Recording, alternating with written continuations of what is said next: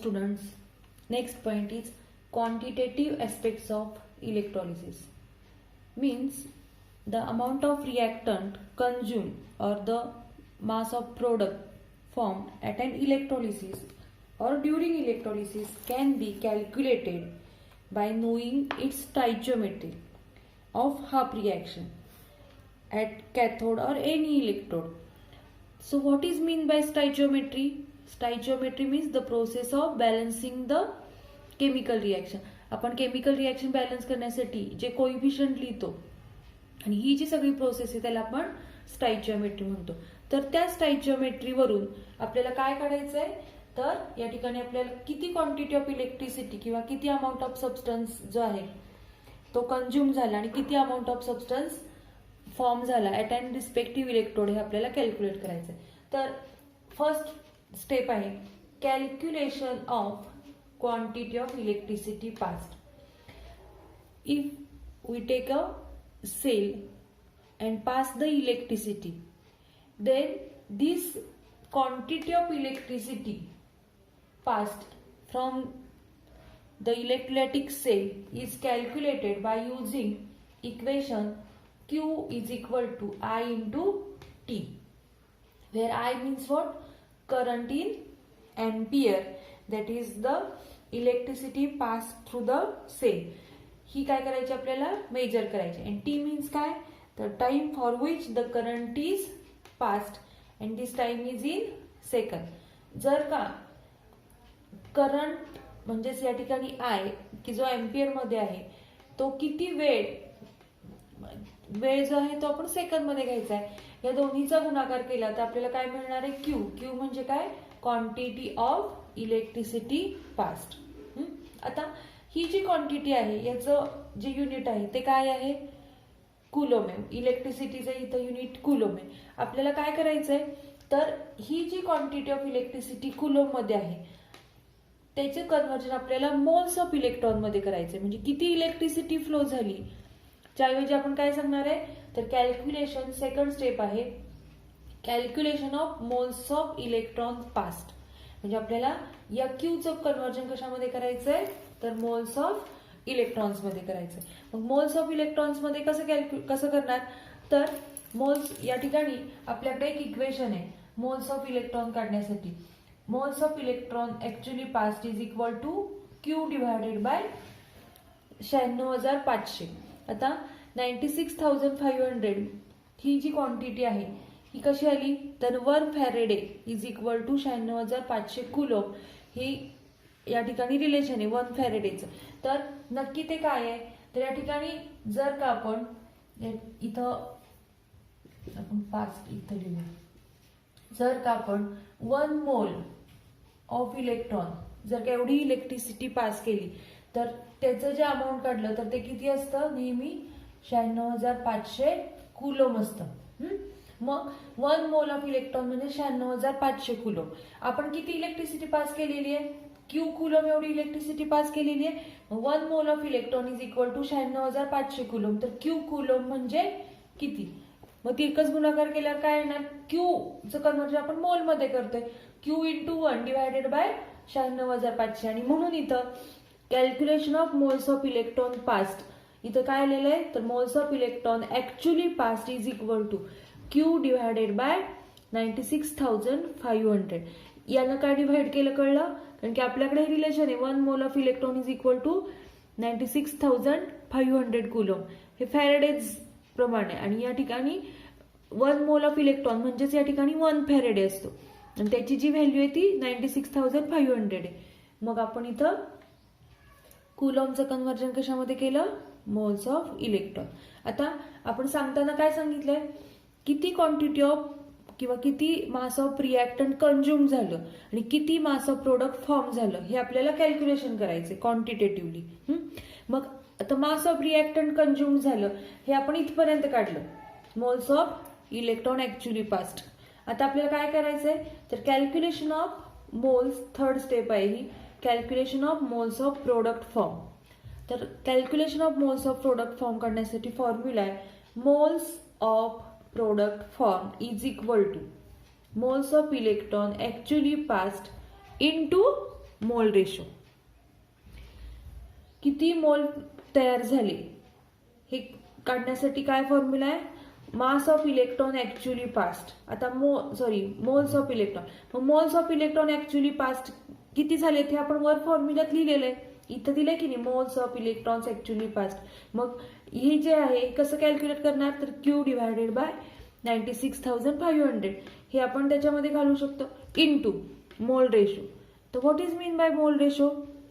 मोल रेशो म्हणजे काय, तर मोल रेशोचा फॉर्म्युला आहे mole ratio is equal to moles of product form in the half reaction divided by moles of electron required in the half reaction. इथे specifically आपण काय म्हटलेलं आहे, हाफ रिएक्शन म्हटलेलं आहे. Half reaction means here we take a reduction reaction. आता reduction reaction म्हणजे काय, reduction means gain of electron. आता आपण इथं एक्झाम्पल बघूया आणि त्याच्यावरून आपण मोल्स ऑफ मोल रेशो कसा काढायचा ते बघूया. आता इथं ही जी रिएक्शन आहे Cu2 plus 2E minus give Cu. या रिएक्शन मध्ये इलेक्ट्रॉन काय केलेत, गेन केलेत आणि इलेक्ट्रॉन गेन केल्यामुळे इथं कॉपर तयार झालेले Cu2 plus ion plus 2E minus Cu2 plus ने इलेक्ट्रॉन गेन केलेत आणि त्याच्यामुळे इथं Cu तयार झालेले. तर गेन ऑफ इलेक्ट्रॉन म्हणजे कोणती reaction, it is a reduction reaction. प्रत्येक वेळेला आपण रिडक्शन रिएक्शनच लिहायची. मग या रिडक्शन रिएक्शन मध्ये काय आपल्याला दिसतंय, तर इथं कॉपरच्या आधी एक म्हणजे काहीच नाहीये म्हणजे 1 लिहिलेलं आहे. याचा अर्थ 1 mole of copper is form. आणि इथं काय आहे, तर 2 इलेक्ट्रॉन्स पास झालेले आहेत आणि 2 इलेक्ट्रॉन म्हणजेच या ठिकाणी 2 फॅरेडे असं सुद्धा लक्षात ठेवायचे, कारण की इथं 1 मोल ऑफ इलेक्ट्रॉन म्हणजे 1 फॅरेडे असतं, तसं इथं 2 इलेक्ट्रॉन म्हणजे 2 फॅरेडे हे पण लक्षात ठेवायचे. पण आता आपल्याला फॉर्म्युला काय बघा इथं मोल रेशोचा, moles of product form in the half reaction. मग या ठिकाणी किती मोल्स प्रोडक्ट तयार झालेत, हा रिएक्टंट आहे आणि हा प्रोडक्ट आहे. मग प्रोडक्टच्या मागे 1 आहे म्हणजे प्रोडक्टचे किती मोल्स तयार झालेत, 1. म्हणून आपण moles of product form in the half reaction, he half reaction आहे रिडक्शनची आणि म्हणून इथं किती लिहिलं, 1 लिहिलेले. Mole ratio is equal to 1 divided by काय आहे, moles of electron required in the half reaction. किती लागलेत, तर इथं ज्या इलेक्ट्रॉन्स आहेत ते रिक्वायर्ड इलेक्ट्रॉन्स आहेत म्हणून या ठिकाणी moles of electron required in the half reaction किती लिहिले आपण, 2 लिहिले. तर या पद्धतीने आपण एक्झाम्पल घेऊन तुम्हाला मोल रेशो कसा काढायचा हे सांगितलेले. जर का आपल्याला दुसरी कुठली तरी रिएक्शन म्हणजे किंवा दुसरा कुठला तरी इलेमेंट दिला तर आपल्याला मोल रेशो बदलतो. म्हणजे समजा Al ॲल्युमिनियम घेतलं तर Al त्याची रिडक्शन रिएक्शन काय होणार, Al3 plus 3E minus gives Al. मग त्याचा जो मोल रेशो आहे तो काय येणार, 1 डिवायडेड बाय 3 येणार. म्हणजे प्रत्येक वेळेला मोल रेशो जो आहे तो चेंज होणार आहे. तर मोल रेशो कसा काढायचा कळलं का, तर जर का आपण पुन्हा हाच फॉर्म्युला घ्या इथं मोल्स ऑफ प्रोडक्ट फॉर्म म्हणजे इथं पण लिहिलंय बघा मी, moles of product form is equal to moles of electron actually passed. त्याच्याऐवजी आपण काय लिहिलं या ठिकाणी, Q डिवायडेड बाय 96,500. कारण की ही जी व्हॅल्यू आहे, हे जे लिहिलंय त्याची जी व्हॅल्यू आहे ती आपण काढलेली आहे इथं वरच्या स्टेपमध्ये म्हणून आपण डायरेक्ट ती व्हॅल्यू पुटअप केली. मग फॉर्म्युला काय येणार, moles of product form is equal to Q divided by 96,500 into काय येणार, मोल रेशो. आता याच्याही पुढची स्टेप काय येणार, आता ह्या Q ची किंमत आपल्याला माहिती आहे. Q म्हणजे काय, तर पहिल्या स्टेपमध्ये बघा बरं Q म्हणजे काय आहे, I इंटू टी. आणि म्हणून आपण याच्यापेक्षाही सिम्प्लिफाय करून काय लिहिणार, तर moles of product form is equal to I into t. Qच्या ऐवजी काय लिहिणार, I into T divided by 96,500 into mole ratio. आता हे आपल्या इथपर्यंत काय कळलं, मोल्स ऑफ प्रोडक्ट फॉर्म म्हणजे किती मोल्स ऑफ प्रोडक्ट तयार झाले हे आपल्याला इथं लक्षात आलेलं. पण आपल्याला काय काढायचंय, मास ऑफ प्रोडक्ट फॉर्म किती झालं. मग मोलचं कन्व्हर्जन कशामध्ये करायला पाहिजे आपल्याला, या ठिकाणी मास मध्ये करायला पाहिजे. आपण पहिल्या स्टेपमध्ये काय केलंय, क्वांटिटी ऑफ इलेक्ट्रिसिटीचं कन्व्हर्जन कशामध्ये केलं, moles of electron actually passed. आता हे जे मोल्स आलेत आपले प्रोडक्टचे, त्याचं कन्व्हर्जन कशामध्ये करायचं आहे?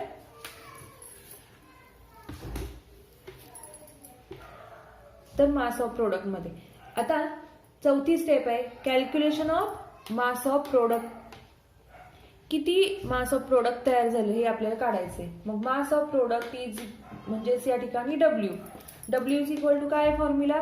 Moles of product into molar mass of product. आपल्याकडे फॉर्म्युला आहे कुठला? N is equal to W upon M.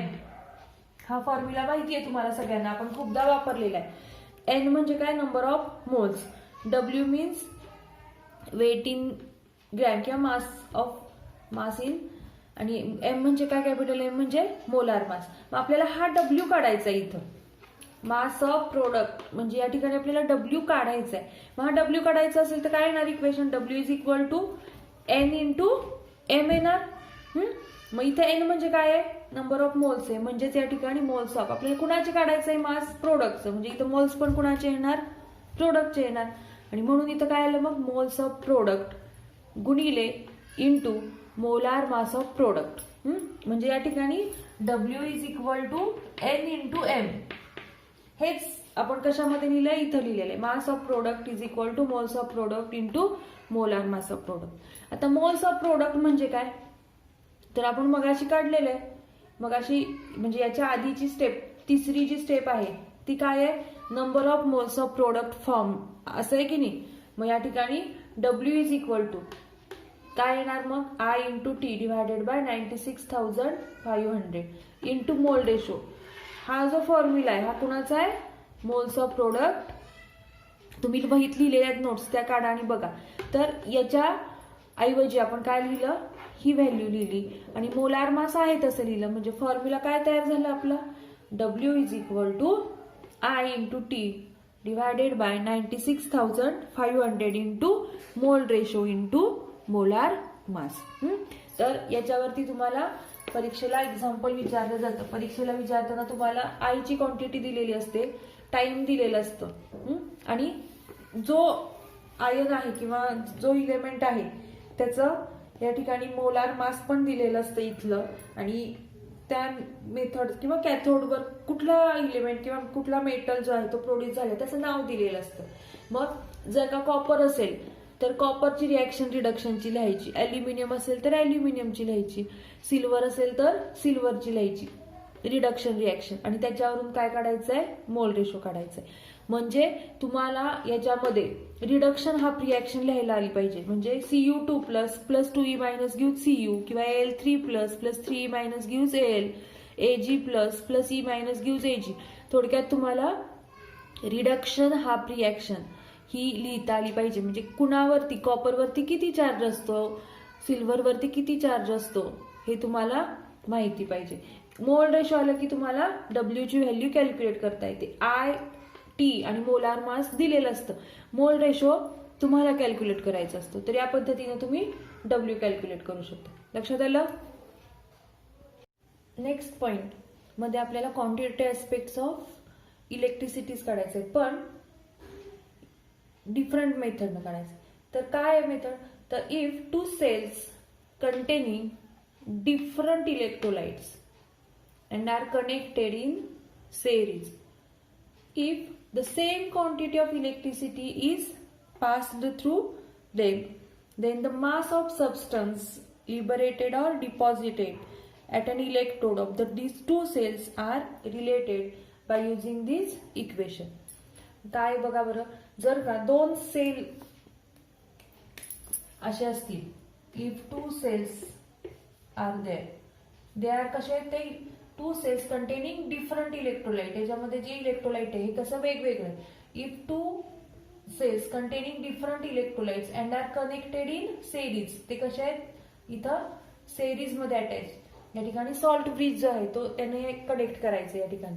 And they are connected in series and if the same quantity of electricity is passed, जर का आपण याच्यातून same quantity of electricity या दोन्ही सेलमधून, याच्यामधून जेवढी इलेक्ट्रिसिटी पास करणार आहे तेवढीच इलेक्ट्रिसिटी याच्यामधून जर का आपण पास केली, तर द अमाऊंट ऑफ सबस्टन्स जो आहे की जो लिबरेट होणार आहे किंवा डिपॉझिट होणार आहे तो कसा कॅल्क्युलेट करायचा आहे, तर या ठिकाणी सगळ्यात पहिली स्टेप आहे इथं आपण W1 काढला मग अशी, तसंच W1 is equal to for first cell याच्यासाठी आपल्याला किती अमाऊंट ऑफ सबस्टन्स डिपॉझिट झाले हे फर्स्ट सेलसाठी कसं कॅल्क्युलेट करणार, तर आत्ता वापरलेल्या फॉर्म्युलाप्रमाणे आत्ता काढलाय आपण W1 is equal to Q divided by 96,500 into mole ratio of 1 लिहिलेले, म्हणजे फर्स्ट सेल आहे म्हणून 1 लिहिलं इंटू M1, कारण की जो इथे इलेक्ट्रिसिटी जे किंवा अमाऊंट ऑफ सबस्टन्स डिपॉझिट होणार आहे त्याचं मोलार मास लिहायचं म्हणून M1 लिहिलं. मग Q डिवायडेड बाय 96,500 हे आहे तसंच ठेवलं आणि हे जे दोन आहेत मल्टिप्लाय केलेले हे इकडे जाणार आहेत म्हणजे इथं काय होणार, डिवाइड होणार. मग Q divided by 96,500 is equal to काय येणार, W1 divided by mole ratio गुणिले इंटू M1. हे दोन काय झाले इकडे आले. मग हे जसं फर्स्ट सेल साठी काढलं आपण तसंच आपण सेकंड सेल साठी काढणार आहे. सेकंड सेल फक्त इथं काय असणार आहे, W1 च्या ऐवजी इथं W2 असणार. Q डिवायडेड बाय 96,500 म्हणजे सेम क्वांटिटी ऑफ इलेक्ट्रिसिटी, इथं काही बदल होणार का, नाही होणार, कारण की आपण दोन्ही सेलमधून सारख्याच क्वांटिटीची ऑफ इलेक्ट्रिसिटी पास केली आणि म्हणून ही जी व्हॅल्यू आहे ही सारखीच आहे. ही व्हॅल्यू काय सांगते आपल्याला, the amount of electricity pass, moles of electron actually pass असं सांगते. आणि म्हणून W2 इज इक्वल टू काय येणार, तर इथं फक्त बदलणार आहे, मोल रेशो ऑफ 2 येणार आणि इथं M1 च्या ऐवजी M2 येणार. मग जर आपण ऍडजस्ट केलं मगाच्या सारखंच तर Q divided by 96,500 is equal to काय येणार, W1 च्या ऐवजी W2 येणार, mole ratio divided by mole ratio of 2 into M2. लक्षात येत आहे, हे फर्स्ट सेल साठी झाली हे इक्वेशन आणि हे इक्वेशन सेकंड सेल साठी झालं. आता जर का ऑब्झर्व केलं तर काय येणार, लेफ्ट साइड जी आहे ती सारखी आहे म्हटल्यानंतर राईट साइड पण काय येणार, सेम येणार. मग काय येणार, W1 divided by mole ratio of 1 into M1 is equal to W2 divided by mole ratio of 2 into M2. म्हणजेच आपल्याला हे इक्वेशन पुन्हा रिअरेंज केलं तर असं येऊ शकतं, W1 divided by W2 is equal to mole ratio of 1 divided by mole ratio of 2 into M1 divided by M2. तर या पद्धतीनं आपण मोल रेशो माहिती असतील आणि या M1 M2 च्या व्हॅल्यू माहिती असेल आणि W1 माहिती असेल तर आपण W2 कॅल्क्युलेट करू शकतो किंवा या सगळ्या व्हॅल्यू मध्ये एक व्हॅल्यू जी आहे ती आपण कोणती एक व्हॅल्यू कॅल्क्युलेट करू शकतो जर का बाकीच्या माहिती असतील तर. तर या पद्धतीनं आपण क्वांटिटेटिव्ह ऍस्पेक्ट्स ऑफ इलेक्ट्रिसिटी हे बघितलेले. तर याच्यावरती परीक्षेला सुद्धा एक्झाम्पल विचारले जातं. देताना तुम्हाला या सगळ्या व्हॅल्यू दिलेल्या असतात आणि कॅल्क्युलेट करायला सांगितली असती एक व्हॅल्यू. अंडरस्टँड. आता या टाईपचे एक्झाम्पल परीक्षेला विचारतात. काय म्हटले बघा, how many moles of electrons are required for reduction of 3 moles of Zn2 + 2 Zn and how many of faradays of electricity is required. दोन क्वेश्चन आहे त्याच्यामध्ये. काय सांगितलंय, reduction of 3 moles of Zn2 + Zn. तर सगळ्यात पहिल्यांदा आपल्याला काय करायचंय, रिडक्शन रिॲक्शन लिहायची. कुणाची, Zn2 + ची Zn. मग Zn2 + 2e minus gives Zn. ही रिॲक्शन जी आहे ती तुम्हाला लिहिता आली पाहिजे. त्यांनी दिलंय Zn2 + कन्वर्जन Zn मध्ये झालं पाहिजे, रिडक्शन झालं पाहिजे. मग इथं रिडक्शन म्हणजे गेन ऑफ इलेक्ट्रॉन. इलेक्ट्रॉन नेहमी एरोच्या अलीकडे लिहायचे असतात. मग ही रिॲक्शन झाली. या रिॲक्शन मध्ये काय आहे, तर 1 मोल Zn याच्या मागे काही नाही, म्हणजे 1 मोल ऑफ Zn तयार होण्यासाठी किती इलेक्ट्रॉन लागतात, 2 इलेक्ट्रॉन लागतात. म्हणजेच इथं वाचताना रिॲक्शन किंवा सांगताना काय सांगणार, 1 mole of Zn required 2 moles of electron. मग त्यांनी काय विचारले, फॉर रिडक्शन ऑफ 3 मोल्स विचारले, म्हणजे इथं 3 मोल्स पाहिजे झिंकचे. मग जर का आपण थ्रू आउट सगळ्या इक्वेशनला जर का मल्टिप्लाय केलं तर काय येणार, Zn2 + 6 इलेक्ट्रॉन गिव्स 3 Zn. मग 3 मोल्स ऑफ झिंक तयार करण्यासाठी आपल्याला किती मोल्स ऑफ इलेक्ट्रॉन लागतात, तर 6 मोल्स ऑफ इलेक्ट्रॉन लागतात. आणि म्हणून याचं जे उत्तर असणार आहे ते काय असणार आहे, तर 6 moles of electron are required for 3 moles of zinc. हे उत्तर असणार आहे त्याचं. आता त्यांनी पुढचा प्रश्न विचारला, how many faradays of electricity are required. आता इथं 1 मोल ऑफ इलेक्ट्रॉन म्हणजे 1 फॅरेडे असतं. मग आपल्याला इथं किती लागलेत? 6 मोल्स ऑफ इलेक्ट्रॉन लागले. 6 इलेक्ट्रॉन म्हणजे 6 मोल्स ऑफ इलेक्ट्रॉन लागले. मग 6 मोल्स ऑफ इलेक्ट्रॉन म्हणजेच किती आलं इथं? 6 मोल ऑफ इलेक्ट्रॉन म्हणजे 6 फॅरेडे. आणि म्हणून in terms of electron 6 electrons लागलेले, पण इन टर्म्स ऑफ फॅरेडे आपल्याला किती लागले? 6 Faraday of electricity is required for formation of 3 moles of zinc. त्या पद्धतीने परीक्षेला एक्झाम्पल विचारतात. लक्षात ठेवायचं, हे रिलेशन लक्षात ठेवायचं. 1 मोल ऑफ इलेक्ट्रॉन म्हणजे 1 फॅरेडे. Okay, thank you.